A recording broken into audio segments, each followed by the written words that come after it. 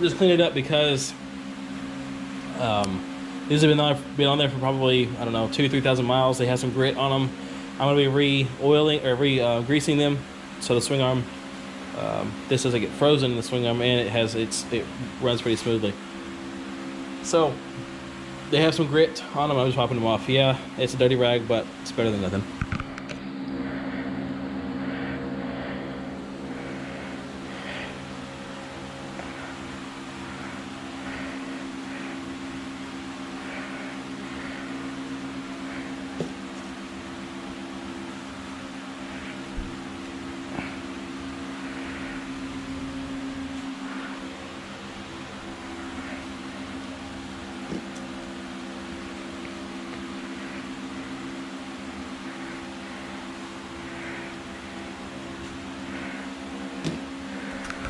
And actually, the kit that you get from Milo, he's one who makes the kits that you can put the ZX10 stuff on the zx9 or zx7. This comes from him. This comes from him. This comes from him. This may. It looks like it does. I'm not 100% sure. Probably so though. So, with that being said, let's take all this stuff to the frame.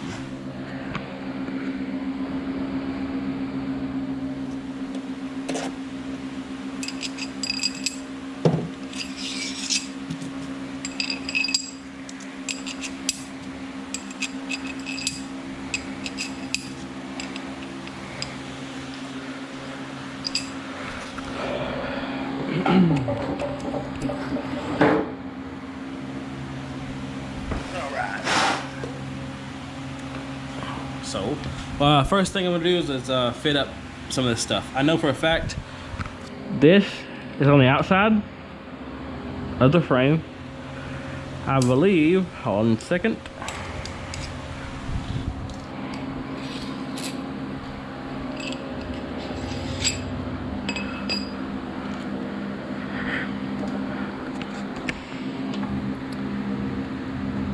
Yeah, that's what I thought. Okay.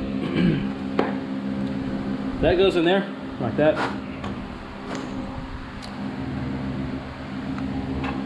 That'll go there. I'm fairly positive it goes this way, but it also could do this. Not sure just yet. So, with all that said, let's throw some grease on this and set this all together. Now this is gonna be my mouth. I'm not sure how much I'm gonna talk. Just because I'm going to be figuring this out myself. Also, this will be the second time I've done it, and the first time I did it, I didn't do it on camera. So, 1 second.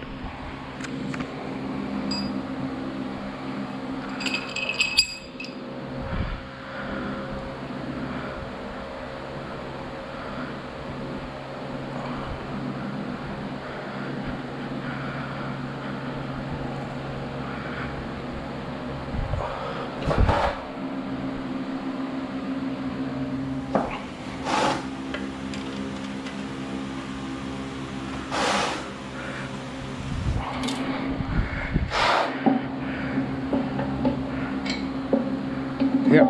Okay. Inside.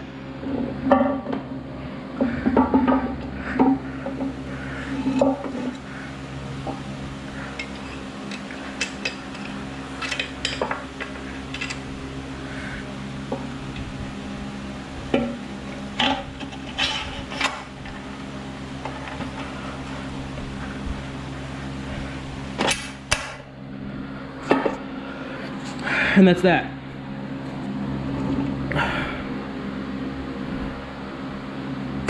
Okay, there's a little bit of play, so I'm assuming that I'm missing this. I didn't have it in there before, but nonetheless, I will put it in there now. Unfortunately, most of y'all, unless you got a dad that is into motorcycles, aren't gonna have this many races.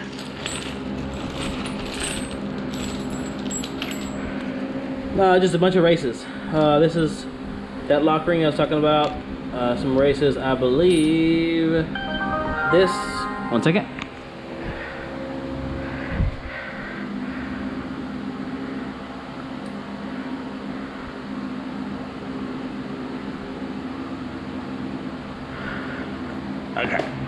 I believe this is the ZX10 race. It's going to slide to the swing arm.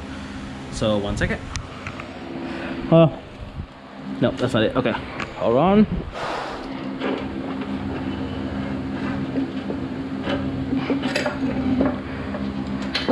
No! No! Yeah.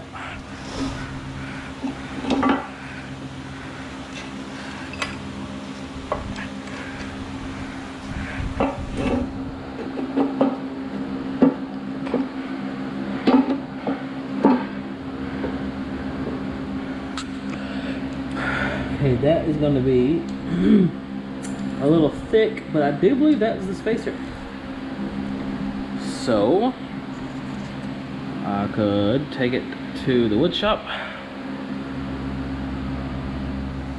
and put it on a grinder, a belt grinder, to make it flat.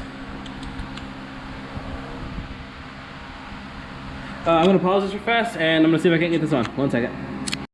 Alright, we're back. So belt sanders are pretty well round flat right here. Perfectly flat. Should be. I mean, if not, it's okay. But you clamp it, and mine has a feature like most should, that it will run continuously with a button. You just push down, push another button, and you let go. It should be able to run. So I'm going to do that on both. It only does need to take off a whole lot. It definitely will still hold its integrity structurally. So I'm going to do that. I'm definitely not going to have y'all filming while this because, well, I don't know, but I'm not going to. So I'll put some gloves on because it's going to get really hot, and hopefully I can take enough down to make it fit. It's not a whole lot, but I think probably 1 millimeter off both sides, and it'll be perfect. So once I get that done, I will get y'all back in there and we'll get that swing arm on. All right, so I did take some off, a lot off actually on this side, but I actually flipped one of these collars that was over here, the real thin one that went inside the frame. I flipped it around and put it over here, and that gave just enough space to put it in there with no kind of back and forth room to wiggle. So that is really it. You always gotta, I know the back tire is out of here yet, but once we get all this together, once we get all this together and it's not spaced correctly, you know, the chain will be off a little bit and it'll eventually come off or wear your sprocket's funny, so I have to check that. It looked like it was fine before, but if it was fine before, then this should have worked, but we'll just run with what we got. Next, I'm going to install the shock, and I do believe, nope, yep.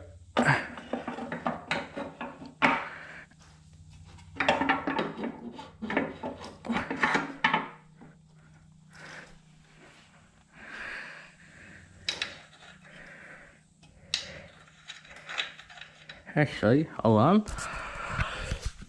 I was wondering why this was here. I had it on below for the first go round. It's a little spacer, but we're not gonna put it on the bottom this time because with the bottom it lowered the bike. I don't need it lowered anymore. Oh, sorry, it raised the bike. I apologize, and I actually need it slightly lowered, like that much lowered. Okay, that's there. Now, next part will be the dog bones. These, I'm going to do these by myself because I want to get laid down and do it under the bike, along with this knuckle, basically, up under the bike. And then once I get it all on, I'll show you how it goes, basically. So if anybody wants to do that, or even swap it out, because, so these are adjustable dog bones.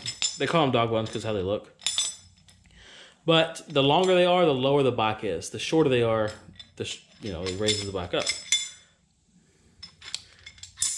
This bolt is a ZX10 bolt. This is not a ZX10 bolt. I'm not sure if I ran out of ZX10 bolts or what.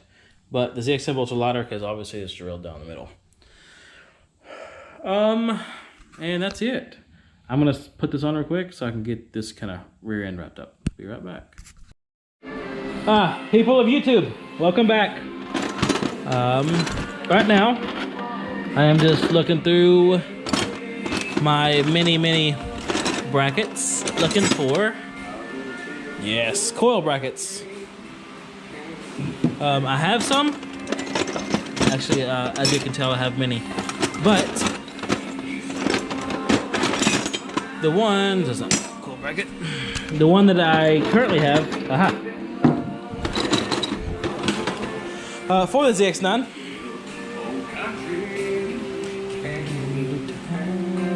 Right here. Not attached. Okay, good. Where are they?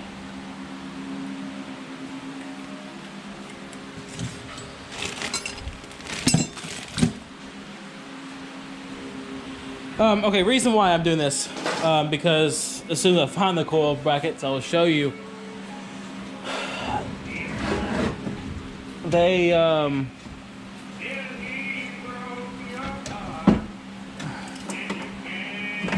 second. Anybody else like old country? Tell you what, I sure do.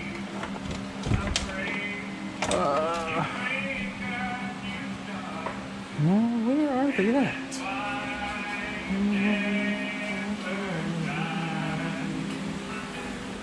Yeah, I know, I mean, it's organized.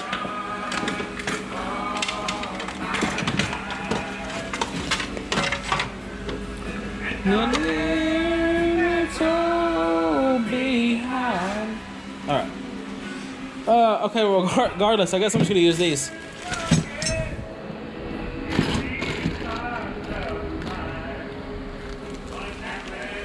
No, that's not them. That's not them. Okay, anyways, these right here, they're rubber grommets. They have some bolts in the back. Like set screws, nuts. I really don't know. But they get real worn out, and they're all floppy. And the ones that come off the ZX9, wherever they may be in this garage, because I'm not really organized, they're really floppy, and I'm not really keen to my coils being mounted floppy like.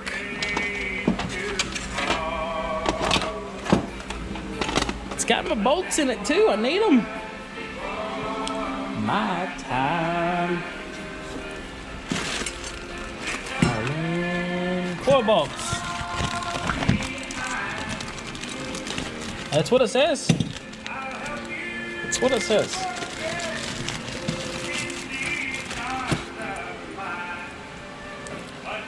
Yes. Okay, so this little thing right here, that actually goes inside of here. It should be this way. So let's trash this. No idea what that is. Hey.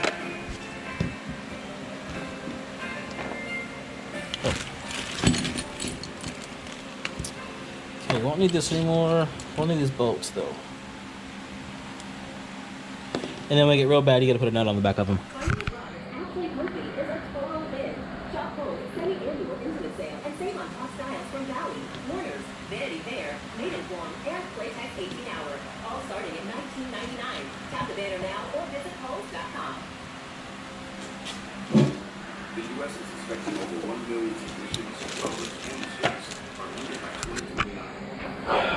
These bolts, short little 10 millimeters, they actually hold the coil on, and I am missing one. Of course, I'm missing all kinds of stuff. But good thing about ZX7s and 9s and everything else,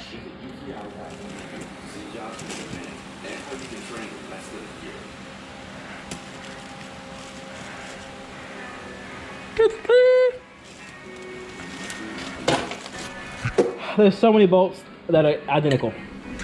So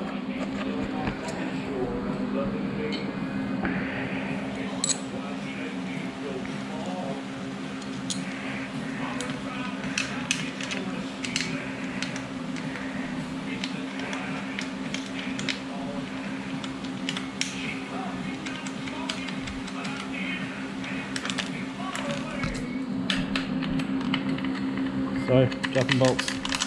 And I'm actually, there's some sweat on the screen. This is a GoPro Hero 8 Black. 8, I think, I don't know. But it's got a touchscreen. Well, believe it or not, sweat makes the touchscreen work. So, get this 10mm off. Put this up here.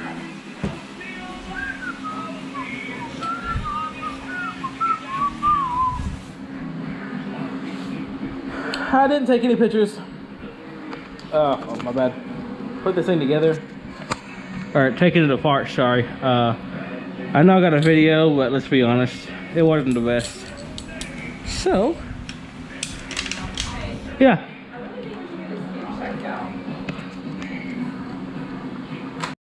Sorry, wife came out here. Alright. Back what I was saying is, the video wasn't all that great, but I mean, I rebuilt basically this bike. Well, sorry, my ZX7, which is the exact same bike.